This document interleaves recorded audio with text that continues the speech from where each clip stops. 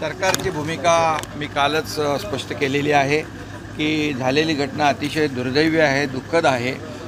एक छोटा बच्चू आहे आणि त्याच्याबद्दल जे काही प्रकरण घडलेलं आहे हे दुर्दैवी घडलेलं आहे। त्यामुळे ते जे काही आरोपी आहेत त्यांना कठोर शिक्षा झाली पाहिजे अशा प्रकारचं निर्देश मी कालच CPना दिले, रेल्वे SP ना दिलेले आहेत आणि त्याप्रमाणे कामही सुरू आहे। त्याच्यावर त्याला अरेस्ट झालेली आहे।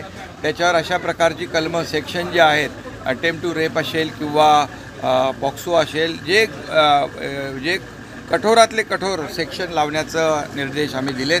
त्याचबरोबर ही केस फास्ट ट्रॅकवर घ्यायच्या सूचना दिल्यात। एक स्पेशल PP त्याच्यामध्ये आम्ही लावतोय, SIT नेमलेली आहे।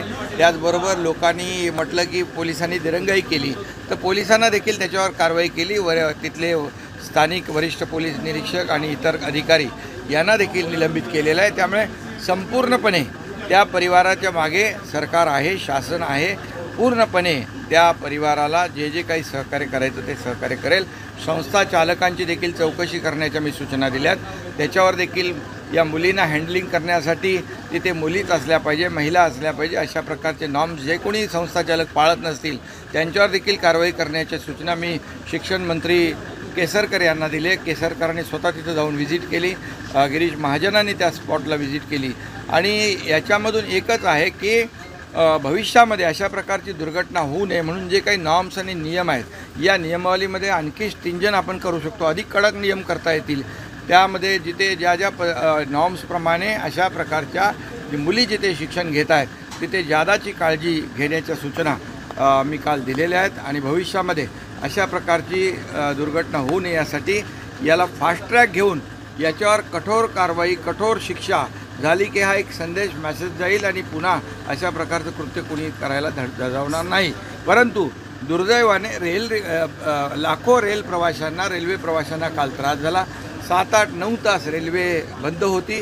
हे खरं म्हणजे व्हायला नको होतं। ही देखील दुर्दैवी घटना आहे। लाखो प्रवासी त्या रेल्वेमध्ये होते, त्यातही मुलं होती, त्यातही महिला होत्या, त्यातही सिनियर सिटीजन होते।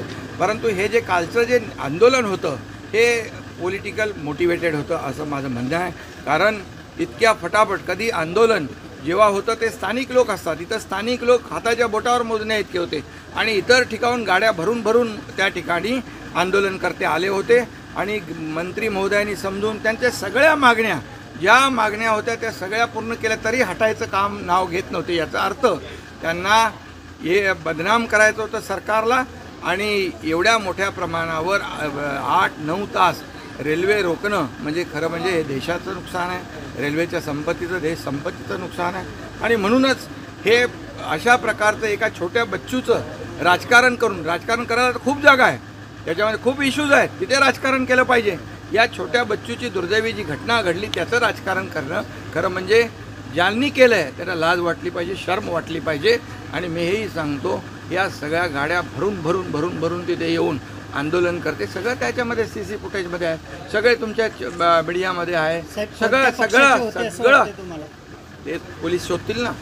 पोलीस त्यामध्ये त्यांना हे जे आले होते ते लेक लाडकी मुख्यमंत्री माझी लाडकी बहीण योजनाचे बोर्ड घेऊन आले होते। असे काय कुठे आंदोलन असतात का? ताबडतोब बोर्ड छापून आणतात म्हणजे मुख्यमंत्री माझी लाडकी बहिणीचे पैसे नको, मुलगी सुरक्षित पाहिजे, मुलगी बहीण लाडकी बहीण नको, सुरक्षित बहीण पाहिजे। सुरक्षित बहीण अभियान किंबहुना या राज्यातल्या बहिणींना सुरक्षा देण्याचं काम ती जबाबदारी आमची आहे, सरकारची आहे। आणि यामध्ये जे काही करता येईल आणखी कठोर ते सरकार करेल, कुणालाही सोडणार नाही, कुणालाही पाठीशी घालणार नाही। कोणीही आलं याच्यामध्ये तरीसुद्धा यामध्ये जे दोषी आहेत त्यांच्यावर कठोर कारवाई केली जाईल। फक्त विरोधकांना माझं एवढंच सांगणं आहे, हे जे काही मुख्यमंत्री माझी लाडकी बहीण योजना जी काय त्यांच्या जिवारी लागलेली आहे, त्यांची पोटदुखी पोटसूळ उठलेला आहे, हा कालच्या आंदोलनातून दिसला।